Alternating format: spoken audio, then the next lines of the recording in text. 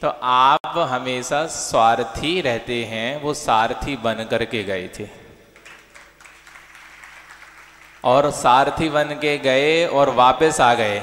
वहाँ भी कोई स्वार्थ नहीं था, यहाँ भी कोई स्वार्थ नहीं है, और यहाँ आ गए। आप लोगों की भावना बहुत तीव्र होगी, इसलिए वो 2 दिन का बोल के गए और 1 दिन में वापस आ गए। वैसे कह तो रहे थे 1 दिन और लग सकता है, लेकिन 1 दिन में ही वापस आ गए। किसी ने सोचा नहीं था कि आ ही जाएंगे। और कुछ लोगों ने उनके यहाँ नहीं रहने पर, सुनो ध्यान से, कुछ लोगों ने उनके यहाँ नहीं रहने पर अनुशासन का पालन नहीं किया और हम शिकायत कर रहे हैं मंच से। शिकायत कर दें क्या? हमने जिस समोसरण में किसी और को बैठा देखा है, उस समोसरण का नाम नहीं ले रहे, क्योंकि आपके गांव का, हाँ आपके गांव की नाक का सवाल है। इसलिए इतना जरूर कहेंगे कि एक समोसरण में हमने कल अन्य 2 महिलाओं को बैठा देखा जो गणवेश में नहीं थीं। उन सदस्यों के अलावा ऐसा नहीं है कि उनकी खाना पूर्ति करने के लिए उनने बैठा लिया हो, मतलब एक गाड़ी में 4 लोग बैठने की क्षमता है, तो वहां अगर 6 बैठा दिए जाए तो क्या होगा? इसमें 6 की है तो उसमें 2 और ज्यादा बैठे थे, हम यह आपको बताना चाह रहे हैं। ठीक है, तो ऐसा समोसरण वाले हैं, ऐसे समोसरण वाले, आप सोचो तो समोसरण का अर्थ क्या है? आपने अनुशासन का पालन नहीं किया। आपके रिश्तेदार आ रहे हैं बाहर से, आपको पता है, हमारे भी तो आ रहे हैं रिश्तेदार। हमारे रिश्तेदार वो बैठे हैं देखो, और भी बाहर भी खड़े हैं जो गणवेश में नहीं है, लेकिन हमने तो नहीं बिठाला उनको यहाँ पे। हमारे रिश्तेदार भी आ रहे हैं, आपके रिश्तेदार भी आ रहे हैं। समोसरण का अर्थ क्या होता है? सबको समान अवसर मिलना। इसका अर्थ यह है कि वहाँ जिसकी जो जिज्ञासा हो अपने अपने स्थान पर प्रश्न करें और उत्तर पालें। इसका अर्थ ये नहीं है कि हम भगवान के कोठे में बैठ जाएं। भगवान का कोठा अच्छा है, सबके अलग अलग कोठे हैं। भगवान का अलग है और मुनियों का अलग है, आरिकाओं का अलग है, देवों का अलग है, देवी का अलग है, श्रावक का अलग है, श्राविकाओं का अलग है, त्रियंचों का अलग है। सबके कोठे अलग अलग हैं। अपने अपने कोठे में बैठिए। आप अपने अपने कोठे में ना बैठ करके ऐसे अनुशासन का पालन नहीं करेंगे तो आपको पाप भी लगेगा, पुण्य नहीं लगने वाला। और अनुशासन नहीं अगर पालन नहीं करेंगे तो वो देखने में अच्छा भी नहीं लगता है। अब समोसरण के ऊपर कोई दूसरा व्यक्ति बैठ जाए गणवेश के अलावा तो अलग से दिखेगा कि नहीं दिखेगा? दिखेगा ना। इसलिए आप इस चीज का पालन करें। अब आने वाले समय में इसकी अवहेलना ना करें, क्योंकि एक हाइकू है। कौन सा हाइकू है? आलोचन से लोचन खुलते हैं सो स्वागत है। महाराज जी आप कठिन भाषा में बोल देते, अर्थ तो समझ में आता नहीं। तो अर्थ हम आपको बता रहे हैं ना, आप क्यों परेशान हो रहे हैं? अर्थ बताने के लिए तो हमको यहाँ बिठाया गया है। आलोचन यानी आपकी बुराई या आपकी कमी, उसमें आलोचना की हमने आपकी, की ना। आलोचन से आलोचना की, आलोचन से। लोचन यानी आंख के पलक, यानी आपकी आंख खुल गई। आलोचन से लोचन खुलते हैं, यानी आंख खुल गई। अभी तक हमारे पास आंख तो थी, लेकिन मोह के कारण अंधकार में थी। तो यहाँ पर विवेक की आंख हमारी खुल गई और मोह हमने अपने स्थान पे रख दिया बांध के, और विवेक की आंख खुल गई। लोचन खुलते हैं सो स्वागत है। किस चीज का स्वागत है? आलोचना का स्वागत है, कि हमारी आप कमी बताते जाएं और हमारी आंख खुलती जाए। अभी तक हमें नहीं पता था कि समोसरण में हमें रिश्तेदारों को नहीं बिठालना, हमें अपने बच्चों को नहीं बिठालना, या जो भी आपकी व्यवस्था हो उसके अनुसार रखना है। हमें अच्छे से नहीं पता। वो भैया जी ने आपको पहले जब यहाँ पे पात्र चयन हुआ था तब भी बताया था, और उसका जिस दिन शुद्धिकरण हो रहा था, सकलीकरण था, उस दिन भी बताया था। उसके अलावा प्रतिदिन 1 बार बताते ही हैं, हमारे कान में सुनाई दे जाता है। लेकिन यह नहीं पता होता कि क्या क्या अनुशासन है, वो आप अपने हिसाब से सुन लें, क्योंकि हमारे लिए एक ही कोठा दिया है, हम अपने कोठे में बैठ जाते हैं। हमने तो अनुशासन का उल्लंघन नहीं किया ना, हम आपके कोठे में तो नहीं बैठे ना आके, तो आप क्यों आ जाते फिर? आप अपने कोठे में बैठो, है कि नहीं? एक बार की बात है, बीनावारा 2010 में आचार्य श्री जी का वर्षा योग चल रहा था। हम उस समय ब्रह्मचारी थे। अब आचार्य श्री के यहाँ तो आप जानते ही हो, चाहे वो पाटनी जी जैसे भी आ जाए तो उनकी भी कोई इतनी विशेष व्यवस्था नहीं होती, लेकिन लोग अगर पहचान जाए तो उनको उठा करके लाके निवेदन करके आगे ले आते हैं। लेकिन वो इतने सरल हैं, महाराज जी आप पैसे वाले हैं उनकी इसलिए आप प्रशंसा कर रहे हैं, ऐसा नहीं, वो सरल हैं, हमने उनको देखा है। जैसे आप परीक्षण करते हैं, हमने भी परीक्षा की है, तो उनकी परीक्षा की, वो चुपचाप आके पीछे बैठ जाते हैं। उनका ये भाव नहीं रहते कोई हमें आए वो और निवेदन करे उसके बाद आगे ले जाए, वो बैठ जाते हैं, अड़ोसी पड़ोसी की तरफ देखते तक नहीं है। कई बार देखा हमने मंच से, अड़ोसी पड़ोसी को देखते तक नहीं। कोई यहाँ अगर पैसा वाला हो तो उसको पीछे बैठने में शर्म आने लग जाए, उनको बिल्कुल शर्म नहीं आती, चुपचाप बैठ जाते हैं। और बैठने के बाद क्या होता है, अगर मान लो कोई पड़ोसी है और वो मान लो पाटनी जी को ना जानता हो तो वो भी चुपचाप बैठा रहता है। और मान लो कोई देख ले या कोई महाराज जी देख ले और फिर धीरे से संकेत कर दें कि वो देखो वहां बैठे हैं, उनको धीरे से निवेदन करके यहाँ ले आओ और आगे बिठाल दो अतिथि कक्ष में, तब वो वहां से उठा करके लेके आते हैं। तो वो ऐसे ऐसे करते हैं, हम यहीं ठीक है, हाथ जोड़ लेते और ऐसे ऐसे करते हैं। हमने ये चीज अपने आंखों से देखी। तो उनको मतलब कोई मनोबल वगैरह नहीं, किसी प्रकार का मान सम्मान नहीं, इतनी सरलता है, वहां बैठे रहते हैं। कोई अगर उनसे निवेदन करता है, बहुत निवेदन करता है, तो फिर चुपचाप आके बैठ जाते हैं। लेकिन हम कैसे हैं, हम सारथी बनना ही नहीं चाहते, हम स्वार्थी हैं।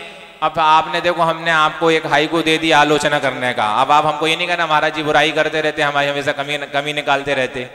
नहीं, बुराई करना तो भैया अब दिख रही है तो करना पड़ेगा, आपकी कमी बतानी पड़ेगी, आपने हमें दिया है अधिकार और ये माइक भी रख दिया, इसलिए हम संस्मरण के माध्यम से बता रहे हैं। आचार्य श्री जी ने 2010 में प्रवचनों में कहा, बीनावारा में 10वें दिन होता ना, 10वां दिन मतलब अंतिम दिन, जिस दिन सबकी गाड़ियों के मुख यू टर्न ले लेते हैं जाने के लिए, मुड़ने के लिए कि अब वापस घर जाना है।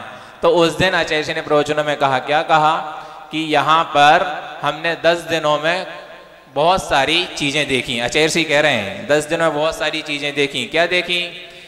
कि जो लोग पहले आ जाते तो वो आगे आके बैठ जाते, आगे आके बैठ जाते ना कुछ लोग पहले से, अब वो आगे आके बैठे तो उनने भी दान किया, बिना दान के नहीं बैठे, इसका नहीं, समय का दान किया।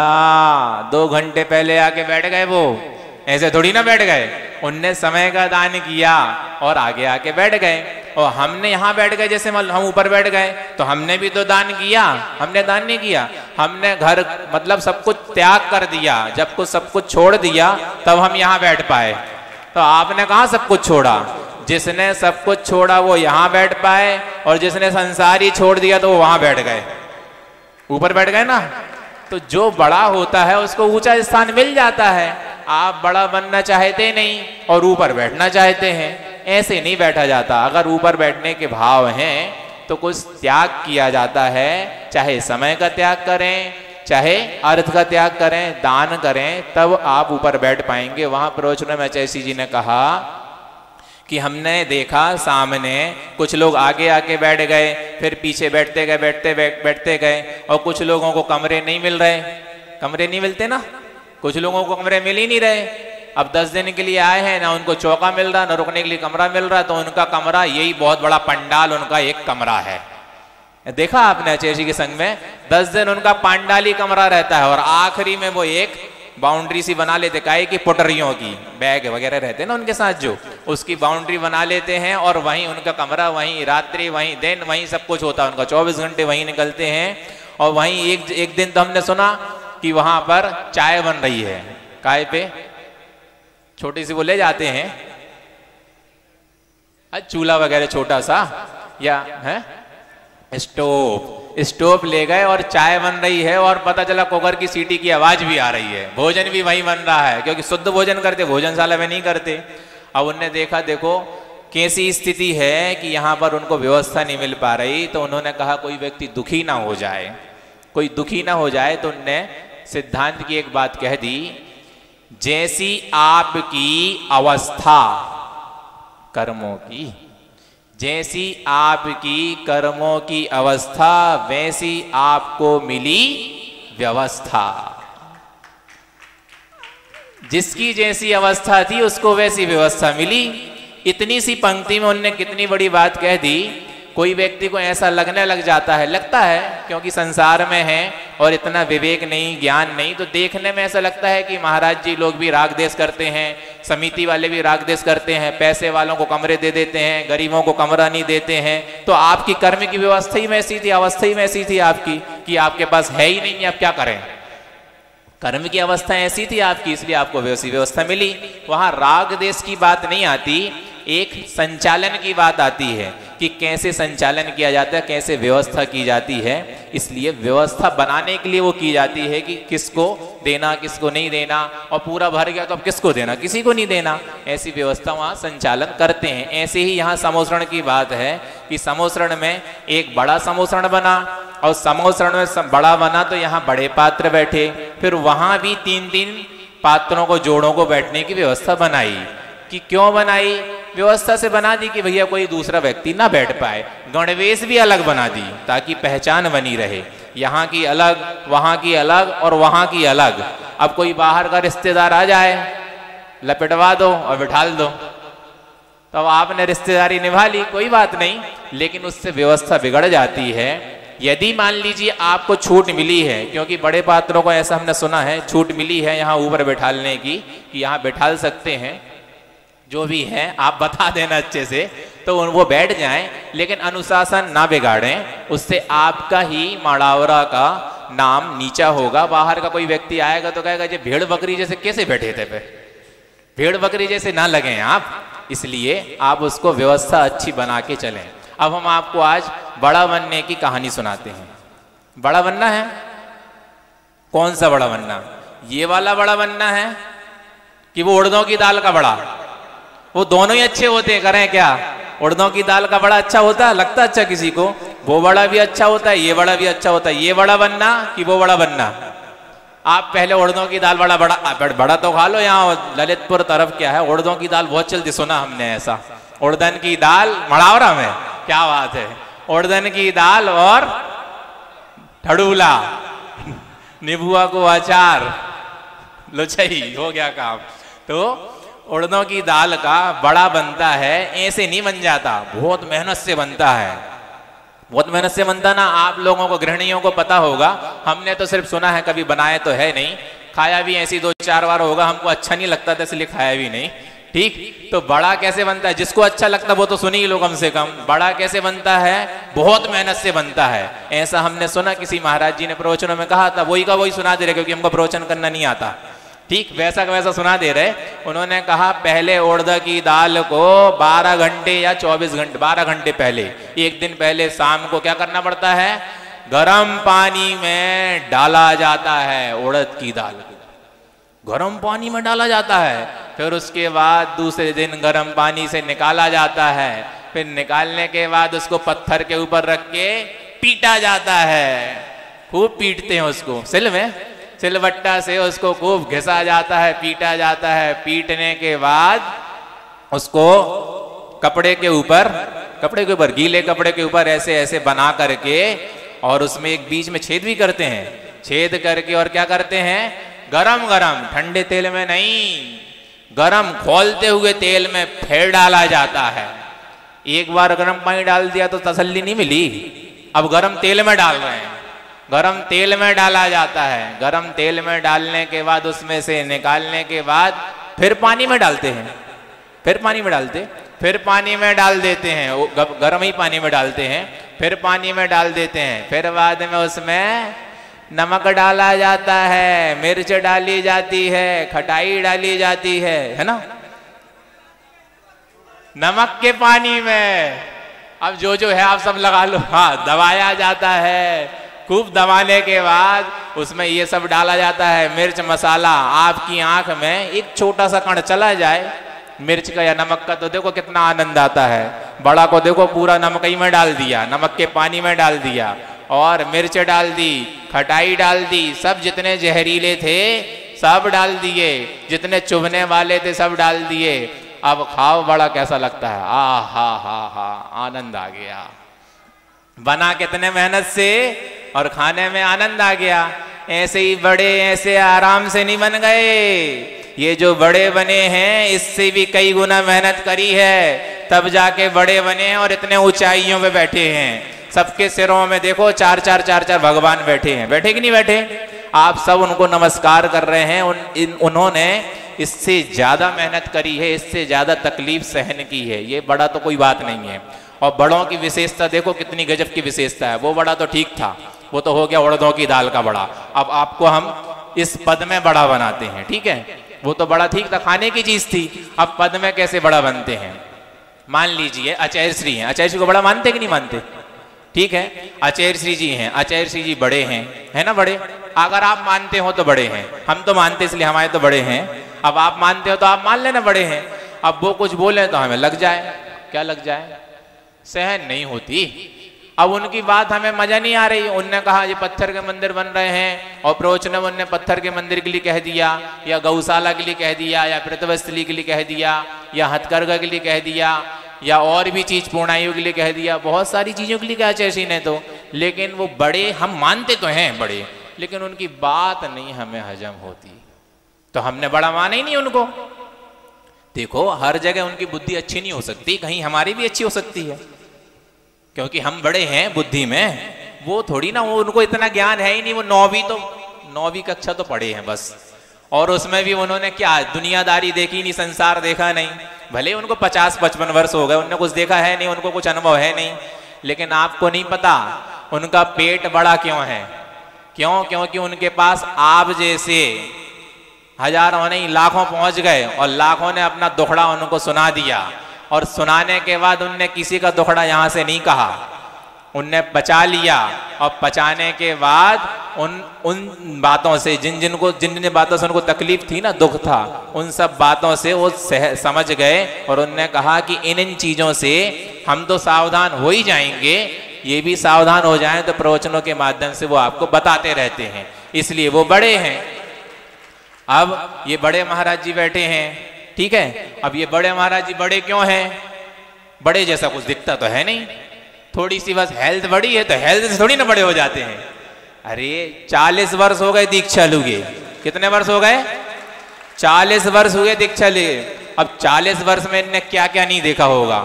आचार्य जी को 55 वर्ष हो गए, उनको 40 वर्ष हो गए, 40 वर्ष में क्या क्या नहीं देखा होगा, सब कुछ देख लिया, जगह जगह गए, और 17 क्या बोलते हैं उसको, 17 घाट का, 1700 घाट का पानी पिया। 1700 घाट मतलब कुएं में घाट होता ना, पाट, उसको घाट बोलते हैं। अब वहां का पानी, हर जगह का पानी अलग अलग होता होगा ना, कहीं का मीठा होता है, कहीं का कड़वा होता है, कहीं का खट्टा होता, कहीं का खारा होता।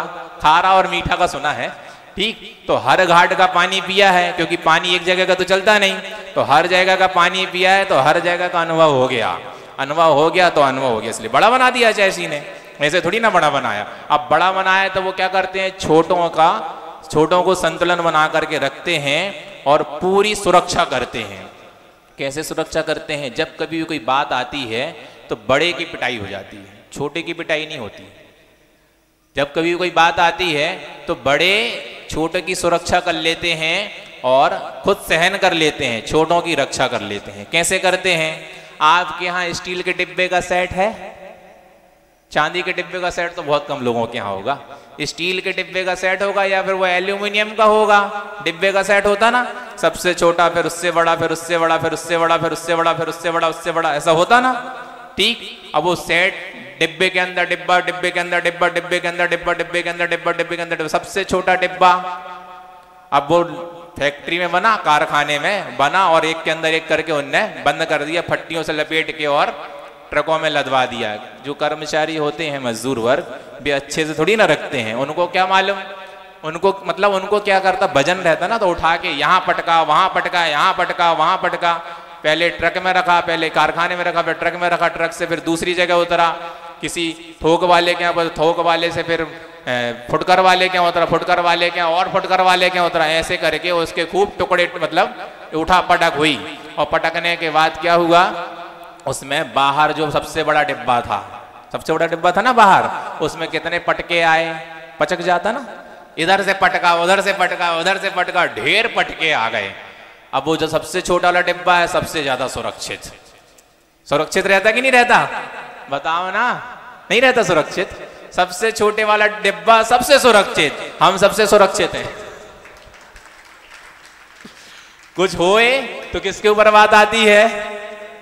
सहन कर जाते सब, और हम सबसे ज्यादा सुरक्षित, सबसे छोटे सबसे ज्यादा सुरक्षित। किसके ऊपर बात आती है? जो बड़ा होता है उसी की पिटाई होती है, वो सब सहन कर जाते और छोटों की रक्षा करते रहते हैं। फिर उससे बड़े वाला भी सुरक्षित रहता है, उससे बड़े वाला भी सुरक्षित रहता है। थोड़ा सा कभी घात लग जाए तो जो सबसे बड़ा वाला रहता है उससे नीचे वाले में कभी घात लग जाए तो लग जाए, लगने नहीं देता। सबसे बड़े वाला छोटे वालों को घात लगने नहीं देता। कितनी सुरक्षा करता आप सोचो, इतनी गजब की सुरक्षा करते। बड़ों की व्यवस्था ऐसी है, ऐसे बड़े नहीं बनाए दिए जाते जो उन चाहे को बड़ा बना दें। अब तुम्हारी क्षमता नहीं है तो मैं बड़ा बना दें, हमको अध्यक्ष नहीं बनाया, हम नहीं करेंगे काम। हम क्या करेंगे? काम नहीं करेंगे। जैसे छोटे बचपन में खेलते थे ना खेल, अब मान लो वो थोड़ी देर से आया और खेल चालू हो गया प्रारंभ, अब खेल में उसको शामिल नहीं कर पा रहे बीच में, हमको भी खिला नहीं तो हम खेल बिगाड़ेंगे, ऐसा बोलते थे। वैसी स्थिति है यहाँ पे भी, ऐसे ही है। अब हमारा नाम यहाँ नहीं आ पाया बड़े में, तो हमारा अब नाम नहीं आ पाए तो हम क्या करें? हम खेल बिगाड़ेंगे, हम आपका काम होने नहीं देंगे सिद्ध, हम ऐसा करेंगे। ऐसे बड़ा ऐसे नहीं बन जाते। बड़ा बनने के लिए बहुत मेहनत करनी पड़ती है। आप मेहनत करें, द्वेष ना करें। द्वेष करने के ऊपर भी एक हाइकू है, सुना दें? महाराज जी आप हाइकू देते, कुछ समझ में तो आता नहीं है, लेकिन ठीक है हम आपको समझाने का प्रयास तो कर रहे हैं। आ जाए तो अच्छी बात है। यदि आपको समझ में आएगा तो आपका पुण्य था। एक महाराज जी हमारे संघ में है और वो मालूम हमेशा क्या कहते हैं? बोले हमको प्रवचन करना नहीं आता। प्रवचन करना क्या, माइक में बोलना नहीं आता? वैसे ही हमको भी नहीं आता था, हम सिर्फ उनकी सुनते थे। हमको भी नहीं आता था प्रवचन करना, तो अभी भी नहीं आता, सिर्फ बोलने माइक में बोलते बनने लगा। वो तो महाराज जी की कृपा है, बड़े महाराज जी लोगों की, कि उनके कारण हमसे बोलने बनने लगा। तो उन्होंने कहा कि हमसे प्रवचन करने आता नहीं, और जो महाराज जी लोग प्रवचन करते हैं वो बात हमें अच्छी लगती तो हम रख लेते हैं अपने पास। जैसे ट्रेडिंग कंपनी होती है ना, ट्रेडिंग कंपनी होती है, वो क्या करते? बना बनाया माल बेचते हैं, बनाते नहीं। वैसे ही यहाँ पर भी अपन ने जिसके प्रवचन अच्छे लगे, जो बात अच्छी लगी, तो अपने पास संग्रह करके रख ली। और कभी मान लो आचार्य जी ने भेज दिया प्रवचन करने के लिए, क्योंकि वो भेज रहे थे, और एक बार आचार्य जी ने कह दिया कि अब सबको तैयारी हो जाओ, सब कभी भी किसी का भी क्रम आ सकता है प्रवचन के लिए। ऐसा हम लोगों को 2-3 वर्ष पहले से आचार्य जी ने कह दिया था, लेकिन हमारा क्रम कभी नहीं आया प्रवचन के लिए, हम बच गए। लेकिन यहाँ आके फंस गए, यहाँ पे करना पड़ता है, ठीक। तो वहां पे वो महाराज जी कहते हैं, मान लो आचार्य जी ने कहा तो पहले तो हम मना कर देंगे, आचार्य जी हमसे प्रवचन करना नहीं आता। मान लो आचार्य जी ने कहा नहीं जाना ही पड़ेगा, जो समझ में आए बोल दो, तो फिर चले जाएंगे। और वहां जाके ऐसे ही कहेंगे, क्या कहेंगे कि देखो भैया हमसे प्रवचन करना तो आता नहीं, और प्रवचन हम आचार्य जी के कहने पे कर रहे हैं। किसी को कोई बात अच्छी लग जाए, प्रवचन समझ में आ जाए, तो ये समझ लेना कि आपका पुण्य था। और मान लो समझ में ना आए तो बाद में ये नहीं कहना कि महाराज जी को प्रवचन करने नहीं आता, आपका पुण्य नहीं था इसलिए समझ में नहीं आया। ये मत कहना कि प्रवचन करना नहीं आता महाराज जी को, उनने ऐसा कह दिया। तो वैसे ही एक हम आपको हाइकू का अर्थ बताने का प्रयास कर रहे हैं। द्वेष से बचो, लवण ना फटे। लवण से दूर रहो, दूध ना फटे। द्वेष से बचो, लवण से दूर रहो, दूध ना फटे। दूध को नमक से दूर रखते हैं, अगर उसमें नमक गिर जाए तो क्या होता है? दूध फट जाता है, ठीक। अब दूध फट जाता है तो क्या होता है? उसके टुकड़े टुकड़े हो जाते हैं। होते ना टुकड़े टुकड़े? नहीं होते? अरे टुकड़े टुकड़े तो होते फटने के बाद। फटना क्यों बोलते फिर उसको? दूध में यदि पानी मिला दो तो दूध मूध एक सा हो जाता है ना, दूध वगैरह।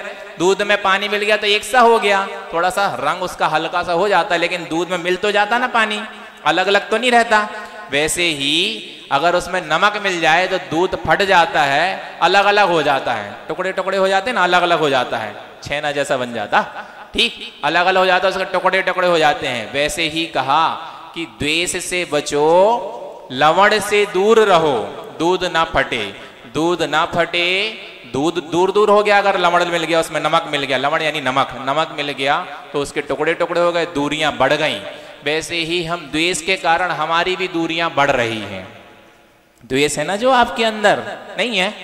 सब रागी हैं, इसलिए तो हम रिश्तेदारों को पास में बिठा के रखें अपने पास। द्वेष भी किसी न किसी से है, राग है तो द्वेष भी है। एक का जोड़ा है ही नहीं, वो तो दो का ही जोड़ा है। अगर पति है तो पत्नी भी है, ठीक है, एक का जोड़ा नहीं होता, नहीं तो पति नहीं है फिर कुंवारा है। वैसे ही यहां पर राग है तो द्वेष भी है, वैसे ही द्वेष है।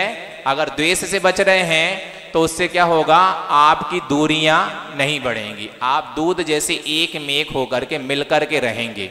अड़ोसी पड़ोसी अगर कोई मान लो आ जाए, हाँ आ जाओ, बैठ जाओ, और मान लो द्वेष है उसके प्रति, कहाँ बैठ गए हम, यहां नहीं बैठते तो अच्छा रहता, ये आके बैठ गया, दूर तो किसको जरा। ऐसे द्वेष क्या करता है, दूरियां बढ़ाता है, और राग मिलाता है।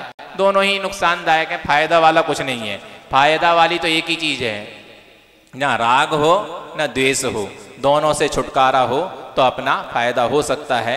आप राग भी न रखें और द्वेष भी न रखें, ऐसा पुरुषार्थ करें। क्योंकि आचार्य जी ने राग और द्वेष को एसी और डीसी करंट होता है ना, उसकी उपमा दी है।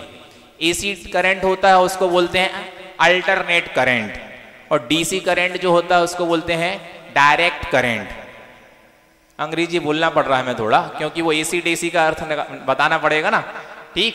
एक सीधा करंट लगता है तो वो क्या करता है, डायरेक्ट करंट क्या करता है, पकड़ लेता है तो छोड़ता नहीं, पकड़ा रखता है। कब तक, जब तक चला ना जाए, ठीक।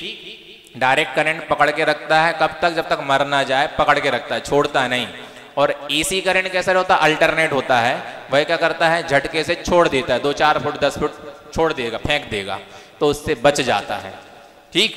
तो एसी करंट हो गया क्या, द्वेष, और डायरेक्ट करंट हो गया राग। कब तक नहीं छोड़ते आप अपने रागियों को, जब तक मर ना जाए। आपका कोई रागी होता ना, घर का कोई सदस्य है, राग है, तो उसको कब तक नहीं छोड़ते, जब तक मर ना जाए। जैसे ही मरा तो छोड़ देते, मरने के बाद छोड़ते ना, तो डायरेक्ट करंट ऐसे ही छोड़ता है, जैसे ही मर गए तो छोड़ दिया। और एसी करंट अल्टरनेट करंट है, वो झटके से छोड़ता है। तो जैसे ही हमारे बाजू में आके द्वेषी आया, सामने आया, तो क्या किया हमने, झटके से छोड़ दिया उसको। झटके से छोड़ते ना, द्वेषी व्यक्ति को झटके से छोड़ देते हैं, और रागी को जब तक मर नहीं जाता तब तक छोड़ते नहीं। आपका राग भी ना रहे, द्वेष भी नहीं रहे। कौन सा करंट अच्छा है, राग वाला कि द्वेष वाला? दोनों अच्छे हैं। कौन सा अच्छा है, राग वाला कि द्वेष वाला? दोनों ही खराब हैं, करंट दोनों अच्छे हैं। नहीं, वो राग वाला अच्छा है, राग वाला तो और मरने के बाद नहीं छोड़ता, द्वेष वाला तो झटके से छोड़ देता, तो द्वेष वाला अच्छा है। दोनों ही खराब हैं। आचार्य श्री ने ज्ञानार्णव जी की कक्षा में 2015 में उदाहरण के माध्यम से है बताया था। आप लोगों को कुछ उदाहरण के माध्यम से समझ में आ जाए, इसलिए हमने आपको बता दिया कि राग भी फायदेमंद नहीं है, द्वेष भी फायदेमंद नहीं है। क्योंकि महाराज जी ऊपर से उसकी धो देते हैं, या भैया जी धो देते हैं। किसी रागी को आपने बैठा लिया समोसरण में, तो उन्होंने धो दी।